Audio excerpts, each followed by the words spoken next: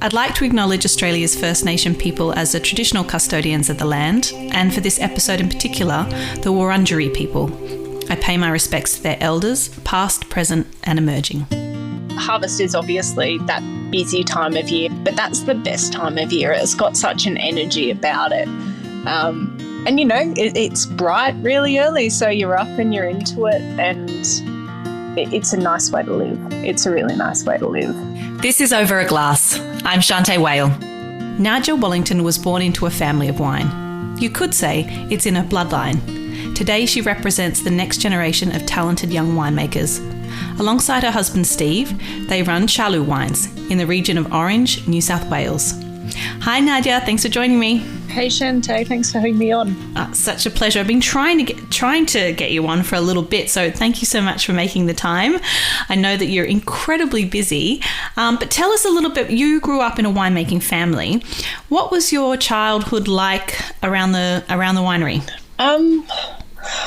I guess I just mainly grew up around the vineyard. So my parents moved out from Sydney. So my dad was a doctor in Sydney and mum was a nurse, and they moved out to Canowindra in central West New South Wales in 1990. And within 12 months of being there, they decided to plant some vines, which seemed to be the thing to do at the time. So they planted Cabernets because that was Dad's favourite variety, and it all sort of started there. And then Mum put in some more vines with Casella contracts and that sort of thing during the 90s. That was pretty common, and was mainly growing grapes on contract, but started making a little bit of wine on the side for themselves. And I think one of the first wines was actually made up in the Hunter Valley by Ian Riggs. And then later on it came down and it was made by Murray Smith at Canobolas Wines in Orange. And from there in 2000, Mum and Dad built their own small boutique straw bale winery. And I guess that's where I really started to fall in love with, I guess, the work. So during harvest, it was always pretty fun when the machine harvesters would turn up and the big picking crews, and there was a lot of excitement that sort of surrounded that time of year. But then once we started making wine, that's when the real fun sort of started, like going over and doing punch downs with Mum and Dad at, you know, in the morning and in the evening before bed. It was a bit of a ritual, and pressing the grapes and tasting the juice and measuring Beaumets and all that sort of thing. So that was what my childhood was all about at that time of year. We'd get dragged into pruning and chipping burrs and all the other odd jobs that happen in the vineyard throughout the year, but sort of the buzz of harvest is what really captures you. You sound like a unique child, because I can't imagine too many kids thinking, like you said, you fell in love with the work, but it sounds like a lot of physical kind of labour, but it's pretty amazing that you kind of took to it so early. These days, I mean, how do you feel about all that kind of physical work? Do you still love it so much? I really do. I guess I've always done better outside of the classroom, for want of a better description, and I feel as though I've really achieved something when I can physically see the result, if that makes sense. And winemaking's always been something that's quite engaging in a physical way that I've really loved. You can see, touch, feel, taste, smell, which is amazing.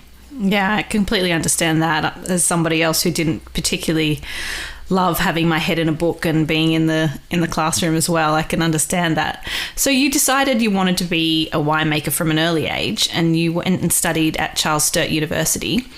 After that, you travelled for a bit. Where did you spend your time when you travelled?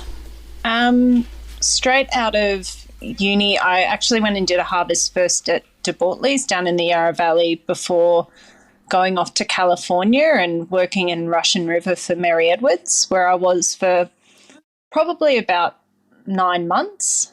And that was a great opportunity because I got to work in the vineyard, in the winery, and also in the lab. It was a nice development role that I was in there. And then I went off to work in South Africa, down in Stellenbosch, for a company called Via Fonte. which was just like a 40-ton winery, but really, really cool, focused just on reds, ultra premium, working with Zelma Long and Martin. What's Martin's last name? Gosh, I haven't spoken to him in a while. And then after that, I went over to France, and I was there for about 2 years working in Castillon-la-Bataille, which is just next to Saint-Emilion, but also got the opportunity during that time to do quite a bit of work down in the Languedoc-Roussillon. And then in 2014, I came back and took a vintage winemaking position at Chalou Wines in Orange and kind of stayed. And I've been in Orange ever since. Orange just gets to you sometimes, doesn't it?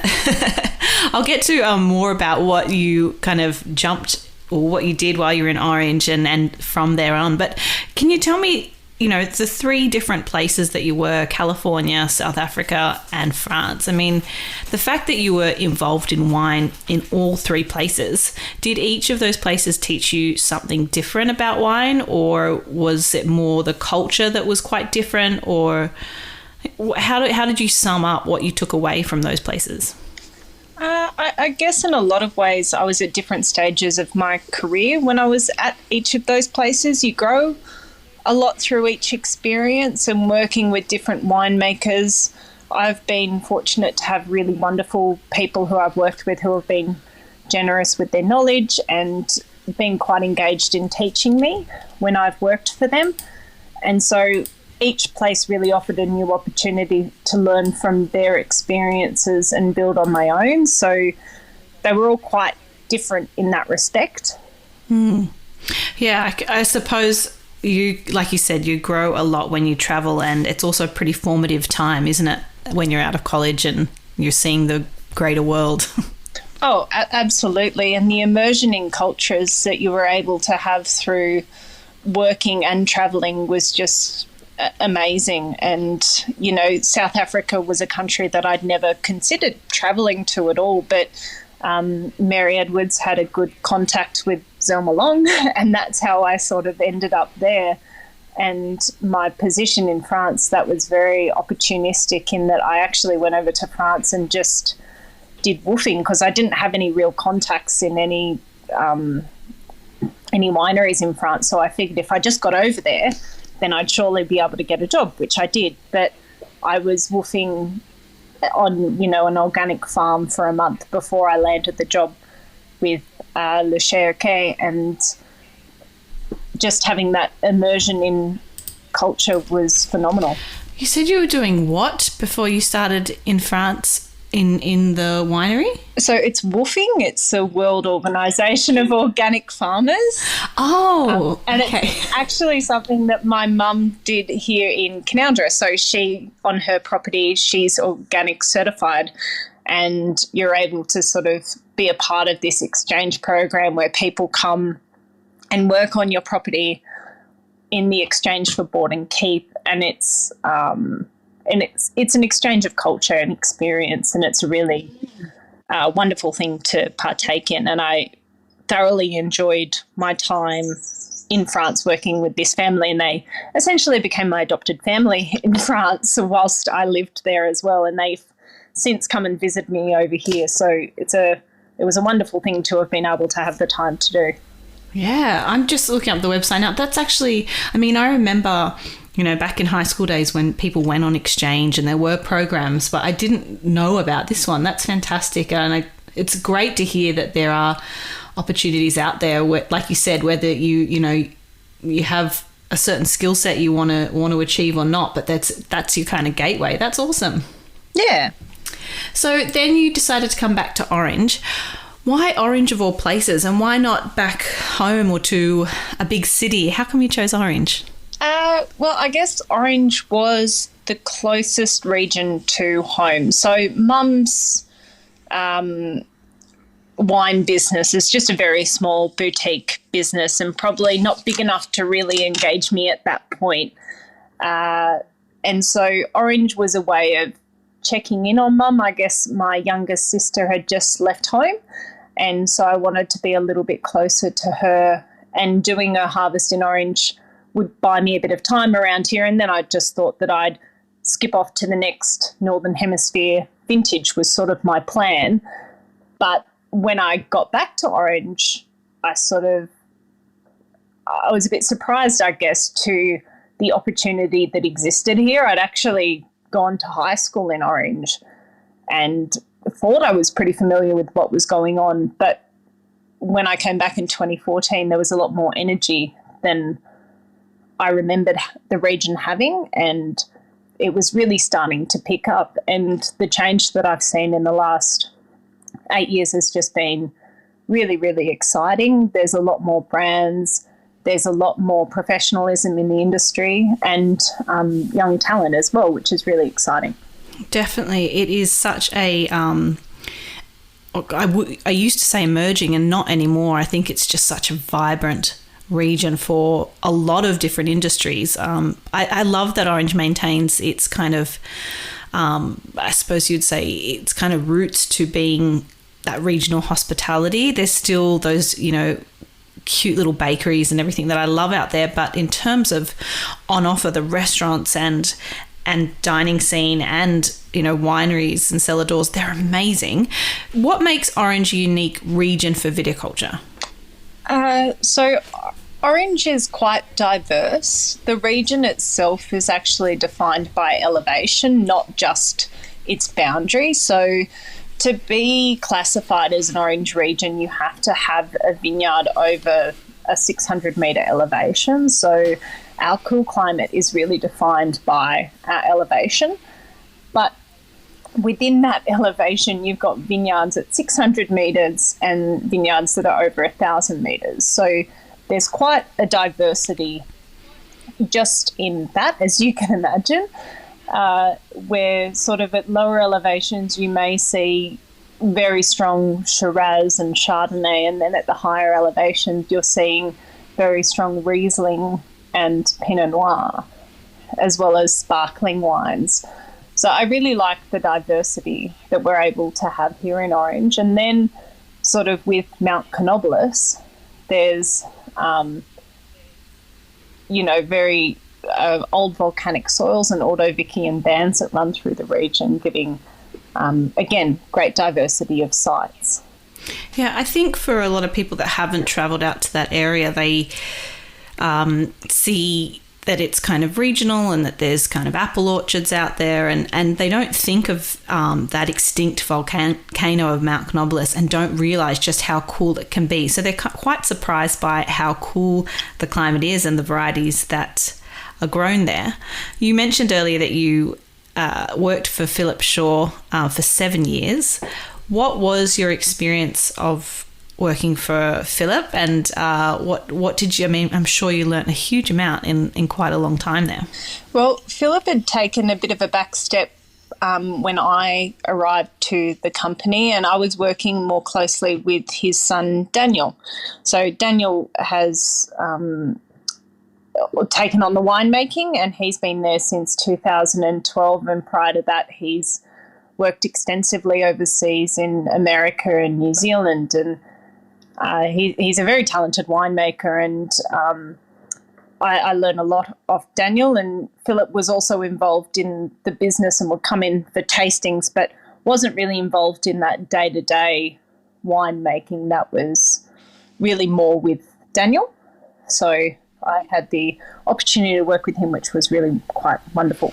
I know that, in terms of the developing region, Philip Shaw wines are really important in terms of promoting the region as well.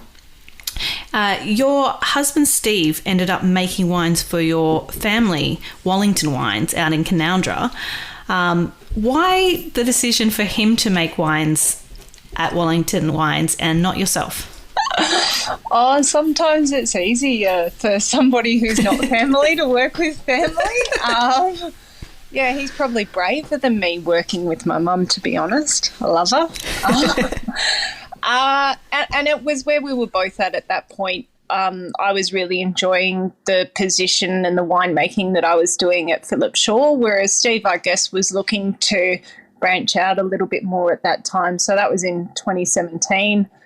And Mum needed a little bit more help in her business and on the property. So Steve stepped in there, and it's given him the opportunity to really focus on viticulture in a big way, which I guess is quite important to us and our dynamic, because now we have our own property in Orange, which has a 6-hectare vineyard, and we manage the 6-hectare vineyard in Canandra as well. So, you know, building that viticultural experience is really important. We do work with Liz Riley, who's a very experienced viticulturalist and able to give us quite a great amount of support in what we're doing, both in the vineyard but also as young wine professionals. We're very lucky to be able to work with Liz.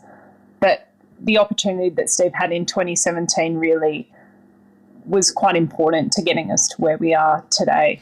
I mean, I kind of thought you might answer that question that way, because I totally thought the same thing, is that sometimes it's easier or less complicated to not work directly with your family. But it goes to show what a strong relationship you have with your husband to throw him into the mix and let him be working with your family. I think that's wonderful. I was just going to say, he's a very patient man. He sounds a delight. I'll have to meet him one day. So tell me about what happened in 2020, which was a really exciting year for you both, starting your own label. I believe that you had something to do with some of the vines that you purchased already. So tell me how all that came about. It's very funny, because the first thing that sprung to my mind when you said 2020 was actually the fires. Because although we had a lot of very exciting things that happened that year, you know, it did all start off with quite a jolt with the fires in this region, where the property that we did buy that year, it's just been our 2-year anniversary living here. But in 2020, this vineyard was not picked because of smoke taint, and neither were most of the vineyards that I was looking after within my role at Philip Shaw. So it was a very sad start to 2020, and then it all really turned on its head with COVID and all the rest of it. So it was a strange year. And during that time, we managed to purchase our property, which was very exciting. And I think we moved in during lockdowns and all the rest of it. And then we also managed to carve out a small amount of time in the end of the year in October to get married. So 2020 was a big year on a lot of fronts, I think. I feel like the good outweighed the bad, but I can imagine even, like you said, purchasing a property and in that year not knowing what the rest of the year looked like or what the future looked like. It's exciting but very scary. Yeah, it was just a little bit of one foot after the other and she'll be right. It was a very strange year, but a wonderful year at that. At the same time as well. So how did you decide on the name Chalou, and how did you decide on the vision of what you wanted your own wine label to be? I guess having our own wine label has been something that Steve and I have spoken about for a number of years, and really since he started working in Wallington Wines, which is my mum's business. I guess at one point we thought that maybe we could end up down there, and that's why Steve also spent the time down there. But we really have such a strong pull to Orange, and the property that we've bought was being leased by Philip Shaw Wines at the time, and so I'd had exposure to the fruit and to the site, and I thought it was pretty handy and had a lot of potential. So I took Rob, who was the owner of the property, out for coffee one day, and he sort of got the hint that I maybe was interested in buying his property, and he was looking at retirement, so was quite happy to be passing it on to us. And that all went ahead quite easily, which is amazing. And then deciding on the name, that was probably, 6 months back and forth. And it's really hard to be original these days because I feel like most of the names are taken. But Chalou is actually just a mash of Steve and my middle name, so Charlton and Louise. It's just a brand about us and about our life and our lifestyle here that we have. We're really passionate about, growing the grapes ourselves and making them ourselves and trying to have a sustainable, wholesome business. And we just feel really privileged to have the opportunity to do what we love every day. And so far we've had our first release of our Chalou Wines, which have sold out, which is amazing. I noticed. Well done. Yeah, no, we were a bit overwhelmed with how well our wines were received and the support by sort of our peers here in Orange, but also further afield. It's been such a wonderful process to have gone through, despite it being quite a strange time with the world just the way it is, and all the uncertainty that has sort of surrounded that. Starting a business has been a strange thing to do. It's really nice to hear. I mean, I think that you're the youngest brand that I've spoken to on the podcast, and you do wonder sometimes, how do people get started? How do they approach those conversations of, like you said, I want to buy your property. How do you feel about that? Like, there's a lot of also red tape and politics that come up, and council and everything that goes into it, and doing it in the time you have is truly awe-inspiring. But so congratulations for you doing it. But I think that when I saw that your label was coming out, it didn't surprise me, and I kind of thought, well, this region, you've been working, for Philip Shaw for quite some time. I knew your partner worked in wine, and so it didn't surprise me, and I just thought, of course that makes sense, and I can't wait to see the wines. And congratulations. And you've got two different labels. So you've kind of got your estate, and then you also have the dreaded friend label as well, and then the Sommelier the Winemaker, which is obviously your partnership with Luella Matthews, the sommelier as well. And I think they're all doing pretty well, aren't they? Yeah, and they all sort of give us different opportunities with our winemaking as well. So the Chalou estate really focuses on the 4 varieties that we've come to feel Orange does effortlessly well, that being Riesling, Chardonnay, Pinot Noir and Syrah. And then the dreaded friend's a little bit more playful and not as tied just to our property here. So as I mentioned before, we also manage Mum's Vineyard down in Canowindra.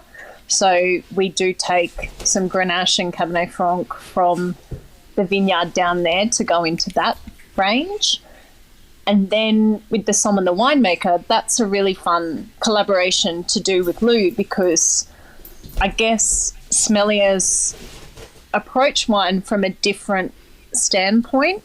I guess winemakers are always going from the berry to the wine to the consumer, whereas in a lot of ways the sommelier is taking a lot back from the consumer. They're more consumer facing, so they have a better idea of style and the range of styles and opportunity with different varieties that unless we've had that exposure as winemakers, we're not as aware of in a lot of ways. And so there's a lot to learn through working with Luella on that project, and it challenges the way that I think about wine and the way that Steve and I think about wine and styles and texture. And so, yeah, we get to play in different ways with each of those ranges, I guess. And I'm sure, sommeliers, they end up learning a lot the other way around too, and how you look at a finished product and all the telltale signs that go into what you can see in a glass. I think it's always fascinating to taste wine with winemakers and marketing people and sommeliers, because everyone approaches it really differently.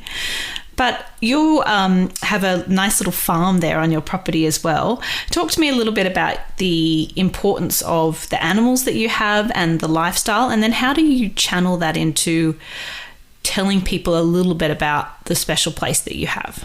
Oh, well, we're really just starting, to be honest. I'd love to have more animals here at the moment, but unfortunately, the truth is that stock's just very expensive. But we do have some sheep. So we have some Dorper sheep that have their lambs, and we do harvest their meat. And so that's quite nice to eat the meat that we've raised ourselves. And then we have chooks, which we take our eggs from. And then I have my horse, Fred. I grew up with horses, so having a horse on the property is a really important thing to me. And I guess having the animals and having the extra space. So we have 6 hectares of vineyards, but it's 96 hectares of land. I grew up on a 1,000-acre property, so it feels quite small. But having this space, I think, is a real privilege. The back of the property, we really want to dedicate that space to just regeneration and planting trees and that sort of thing. And then we've got another area down the bottom where we want to build a little bit of landscaping and do a bit more structured sanctuary. But it's all about a lifestyle. We also have a market garden and an orchard, so really trying to grow as much as we can for our table, and that paddock to plate is a really important part of our lifestyle. But in saying that, I do have an 8-month-old, and so some of those things have been thrown a little bit out of whack.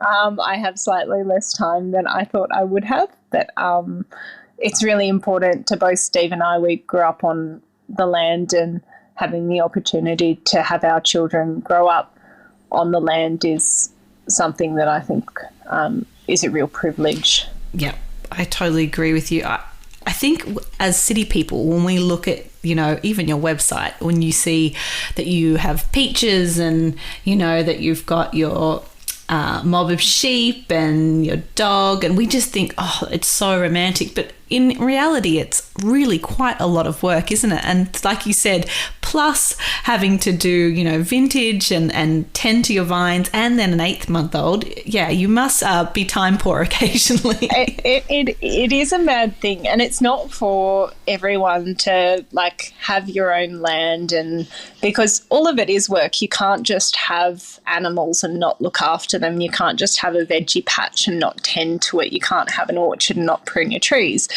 There's a lot of maintenance in keeping all of those things ticking over. And I guess that was a big reason why Rob and Felicity, was so happy to sell the property to us, because they saw that we had the energy to maintain those things and breathe a bit of fresh life.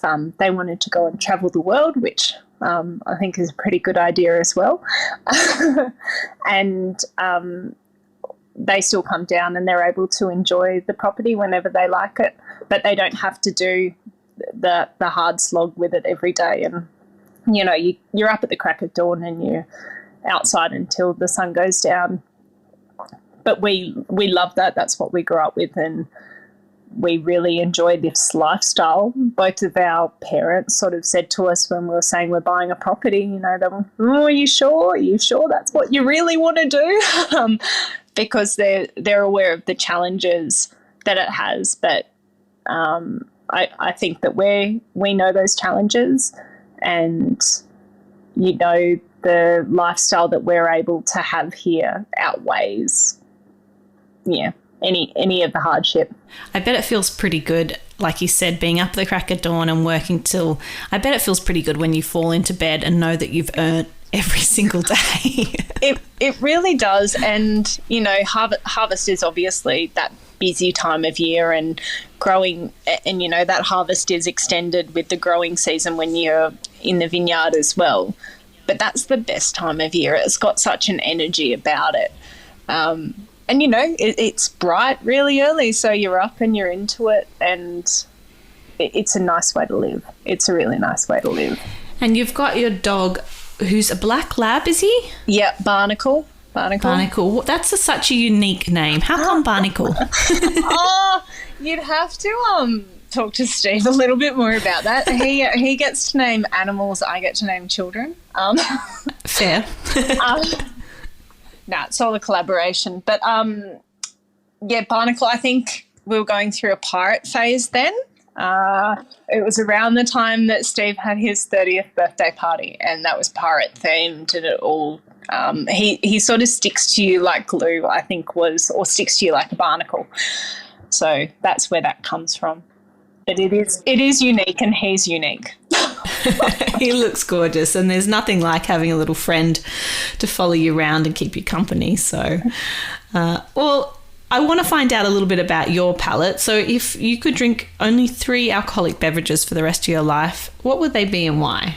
I'm assuming you want more specific than just wine. You can say whatever you want. I definitely have to say Shiraz or Syrah. That's sort of my go-to red. I can drink Shiraz, particularly cool climate Shiraz or Northern Rhone. Could drink that every day quite happily. And second to that, Chardonnay. It's just got so much range.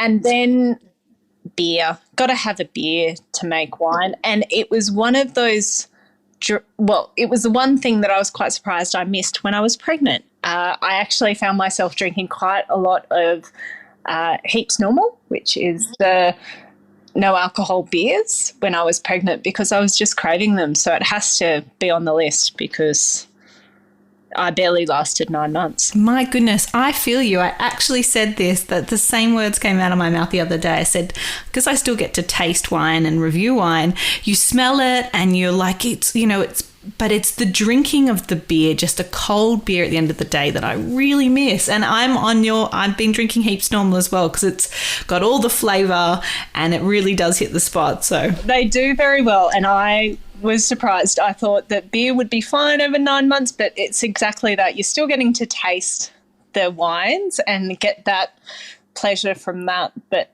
beer, you need to drink it, and it needs to be that refreshing ale. Yeah, there's something about sipping and spitting out beer that's so wrong. I just can't do it. No, don't do that. I don't think brewers even spit it out. No, it's illegal. Well, Nadja, it's been such a pleasure having you on. Thank you for taking the time. I can't wait to get out and see you at some point and check out the place and say hi to Barnacle. But thank you very much again, and congratulations as well with everything that you've done in the past few years, and congratulations on getting into Len Evans as well. Oh, thank you so much, and thanks for having me on. And yeah, we'd love to see you in Orange at some stage. That'd be awesome. Perfect. Have a fantastic day. Cheers to you. Okay, righto. Bye. This is Over a Glass. I'm Shanteh Wale. Stay tuned for more stories from the world of wine and drinks. Listen in every Thursday on your podcast app. Follow us on Instagram at overaglasspod and contact us at overaglass@deepintheweeds.com.au.